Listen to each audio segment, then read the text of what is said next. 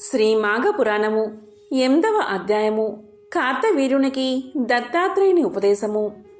సప్త మహర్షులలో అత్రి మహాముని ఒకడు. ఆయన భార్య అనసూయ మహాపతివ్రత. ఆమె త్రిమూర్తులను తన కుమారులుగా జన్మించవలసిందని కోరింది. వారు ఆమె కోరికను మన్నించి తమ 3 అంశలను రాశిగా చేసి ఆమె గర్భంలో ప్రవేశించారు. ఆ త్రిమూర్తుల అంశలతో అనసూయ అత్రి దంపతులకు కుమారుడిగా జన్మించారు. ఆ పుట్టిన కుమారుణ్ణి చూసి ఆ దంపతులు సంతోషించి దత్తుడు అని పేరు పెట్టుకున్నారు.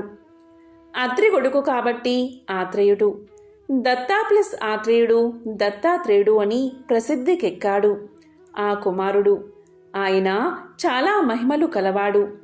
ఆ రోజుల్లో మాహిష్మతి నగరాన్ని కృతవీర్యుని కొడుకు అర్జునుడు అన్నవాడు పరిపాలిస్తూ ఉండేవాడు. అతడు దత్తాత్రేయుని మహిమను విని ఆయనకు శిష్యుడై చాలా కాలం ఆయన్ని సేవించి చాలా విషయాలు తెలుసుకున్నాడు.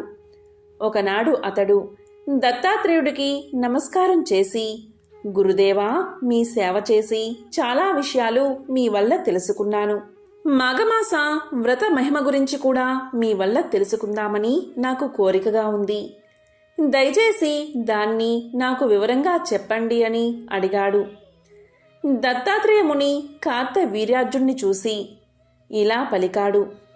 నాయనా, సంవత్సరంలోని మాసాలలో మాఘమాసం కూడా ఉత్తమమైన మాసాల్లో ఒకటి. అది హరిహర బ్రహ్మస్వరూపుడైన శ్రీ సూర్యనారాయణమూర్తికి చాలా ప్రీతికరమైన మాసం. ఈ మాసంలో సూర్యోదయానికి ముందు గంగా, యమున, సరస్వతి, నర్మదా, గోదావరి, కృష్ణ, కావేరి మొదలైన పవిత్రమైన నదుల్లో దేనిలో అయినా స్నానం చేసి శ్రీ సూర్యారాధన కానీ, శ్రీ లక్ష్మీనారాయణ పూజను కానీ చేసిన వారికి జీవించి ఉన్నాళ్ళు ఆయురారోగ్య ఐశ్వర్యాలు కలగడమే కాకుండా చివరికి విష్ణులోక ప్రాప్తి కూడా కలుగుతుందని శాస్త్రాలు చెబుతున్నాయి. వాటితో పాటు బ్రాహ్మణులకు దాన ధర్మాలు, పురాణ శ్రవణం కూడా చాలా మంచి ఫలితాలని ఇస్తాయి. నువ్వు కూడా ఆ మాఘమాస వ్రతం చేసి సత్ఫలితాలు సాధించు అనగా అప్పుడు అర్జునుడు ఇలా పలికాడు. మాఘస్నానం చేసి ఉత్తమగతులు పొందిన వారి చరిత్రలు ఏమైనా ఉంటే చెప్పండి అని అడిగాడు. అప్పుడు దత్తాత్రేయుల వారు అతనికి ఇలా కథ చెప్పడం ప్రారంభించారు. పూర్వం గంగానదికి ఉత్తరపు తీరాన భాగ్యపురం అనే నగరం ఉండేది. ఆ నగరంలో హేమాంబరుడు అనే వర్తకుడు ఒకడు ఉండేవాడు. అతను మహాధనవంతుడు. అతనికి 2 కొడుకులు ఉండేవారు. వారు కూడా తండ్రితో పాటు వ్యాపారం చేసి ఉన్న ధనాన్ని 10 వృద్ధి చేశారు. తండ్రి చనిపోయాక కొడుకులిద్దరూ ఆస్తిని పంచుకుని వ్యాపారాల వైపు కన్నెత్తి కూడా చూడకుండా వ్యసనాల్లో పడిపోయారు. 2 చెరొక ఉంపుడు గత్తెను ఉంచుకుని రోజూ వారితోనూ జూదాలతోనూ కాలక్షేపం చేస్తూ ఉండేవారు. సోదరులలో చిన్నవాడికి ఒక బ్రాహ్మణుడితో చిన్ననాటి నుంచి స్నేహం ఉండేది.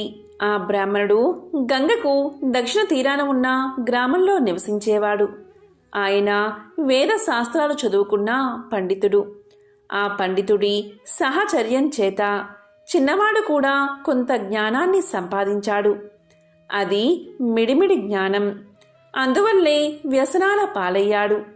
ఎన్ని వ్యసనాల్లో ఉన్నా వారానికొక్కసారైనా గంగానదిని పడవలో దాటి వెళ్ళి ఆ బ్రాహ్మణుణ్ణి చూడకుండా ఉండలేకపోయేవాడు. అతను వెళ్ళి ఆయనతో కొంతసేపు కాలక్షేపం చేసి వారింట్లో అవసరాలన్నీ తీర్చి వస్తూ ఉండేవాడు. ఇలా చాలా కాలం జరిగింది. వర్తకుని కొడుకులిద్దరూ ముసలివాళ్లే మరణించారు. అప్పుడు యమదూతలు వచ్చి వారిని యమలోకానికి తీసుకుపోయి యమధర్మరాజు ముందు నిలబెట్టారు. అప్పుడు చిత్రగుప్తుడు వారి పాపపుణ్యాల లెక్కలు చూసి పెద్దవాడిని నరకంలో వెయ్యాలని యముడికి సలహా ఇచ్చాడు. చిన్నవాడి పాపపుణ్యాల లెక్కలు చూసి ఇతన్ని స్వర్గానికి పంపాలని సూచించాడు. అప్పుడు చిన్నవాడు చిత్రగుప్తునితో ఇలా అన్నాడు. అయ్యా, సోదరులైన మేమిద్దరం ఒకే రకమైన తప్పులు చేశాం. మా అన్నగారిని నరకబాధల్లో ఎందుకు పడవేశారు? నన్ను స్వర్గలోకానికి ఎందుకు పంపుతున్నారు? దయచేసి కారణం చెప్పండి అని అడిగాడు. అప్పుడు చిత్రగుప్తుడు ఇలా పలికాడు. నీకు ఎన్ని వ్యసనాలున్నా నీ బ్రాహ్మణ స్నేహితుణ్ణి చూడ్డానికి తరచుగా గంగానది దాటి వెళ్ళేవాడువు కదా. మాఘమాసంలో ఆ విధంగా గంగ దాటి వెళ్ళేటప్పుడు కెరటాల మీద నుంచి వచ్చే తుంపర్లు గాలికి ఎగిరి నీ మీద పడి నీకు గంగా స్నాన ఫలాన్ని ఇచ్చాయి. అదొక పుణ్యం. నీ బ్రాహ్మణ స్నేహితుడింట్లో కావలసిన సంబారాలన్నీ సమకూర్చి వచ్చేవాడివి కనుక ఒక బ్రాహ్మణ కుటుంబాన్ని పోషించిన పుణ్యం అన్నీ కలిసి నీకు స్వర్గలోక భోగాన్ని కలిగించాయి. నువ్వు వెళ్ళి స్వర్గలోక భోగాలు అనుభవించు అని చెప్పగా ఆ కోమటి యముడికి నమస్కారం చేశాడు. అప్పుడు దేవ విమానం వచ్చింది. దానిలో స్వర్గానికి వెళ్ళాడు అని దత్తాత్రేయుడు చెప్పగా విని కార్తవీర్యార్జునుడు తాను కూడా మాఘమాస వ్రతం చేయడానికి స్థిర సంకల్పం చేసుకుని గురువుకు నమస్కారం చేసి తన రాజధానికి వెళ్ళిపోయాడు. శ్రీ మాఘ పురాణము 8వ అధ్యాయము సంపూర్ణం.